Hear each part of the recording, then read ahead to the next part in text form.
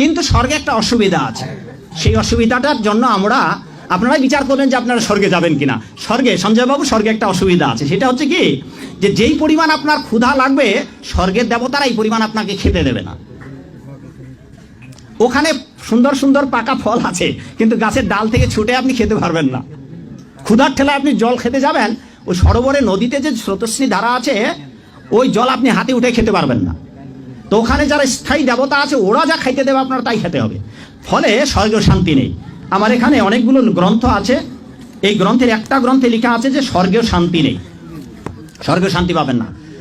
ওখানে 18 বছরের যুবক হবেন, জন্মাবেন, রোগগ্রস্ত হবেন, তারপর অবশেষে 10,000 যেদিন পূর্ণ হবে, তখন আপনার এই গলের মালাটা শুকিয়ে যাবে, গলের মালাটা আপনার গলা থেকে ছিঁড়ে যাবে।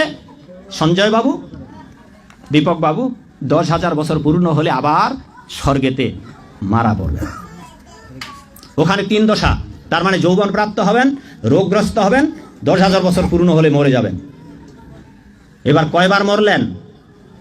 টেকেরাটে মরবেন, দিগনগরে মরবেন, নরকীকে শাস্তি ভোগ করবেন, স্বর্গে গিয়ে যত হাজার পুণ্য সঞ্চয় আছে বছর থাকবার স্বর্গ সুখ, তত হাজার থেকে স্বর্গেতেও মরবেন। এবার মরবার পরে কি করবেন? যেই রাস্তা দিয়ে স্বর্গে গিয়েছিলেন, ওই রাস্তা দিয়ে আবার এই জগতে নামতে হবে। এই বর্ণনাগুলো, নামার বর্ণনাগুলো জন্মান্তরের বর্ণনা ভগবদ্গীতার 1 থেকে 6 অধ্যায়, পদ্মপুরাণের উত্তরখণ্ডে বিভিন্ন পুরাণাদিতে রয়েছে। এরপর আপনারা কিভাবে এই জগতে আসবেন, ওই 5টি বস্তু নিয়ে, মন, আপনার মন আছে? সঞ্জয় বাবুর মন আছে? মন, বুদ্ধি, অহংকার, জীবাত্মা, পরমাত্মা, এই 5টি নিয়ে আবার সূক্ষ্ম দেহে এই পৃথিবীতে আসবেন। বায়ুতে ভেসে বেড়াবেন, বৃষ্টির তোড়ে, ঝড়ের হাওয়ায় নিচে নেমে আসবেন। যদি আপনি ঘাস হয়ে জন্মান, এই ঘাস যদি ছাগল গরু খেয়ে নেয়, সেই জন্মে আপনি ছাগল গরুর পিতামাতা, আপনার ছাগল পিতামাতা গরু পিতামাতা হবে। আপনি তাদের বীর্যে রূপান্তরিত হয়ে তাদের সন্তান রূপে জন্মগ্রহণ করবেন। আপনার জীবাত্মা পরমাত্মা রূপী যেকে আশ্রয় করে আপনি আছেন, সেটা যদি নদীতে পড়ে, আর নদীতে পড়ে যদি কুমিরের পেটে ঢুকে পড়েন, সেই জন্মে আপনার পিতামাতা কুমির হয়ে জন্মান, কুমির, আপনি তাদের সন্তান। আপনি মাছের পেটে ঢুকেছেন, সেই জন্মে আপনার মাছ হয়ে জন্মাতে হবে।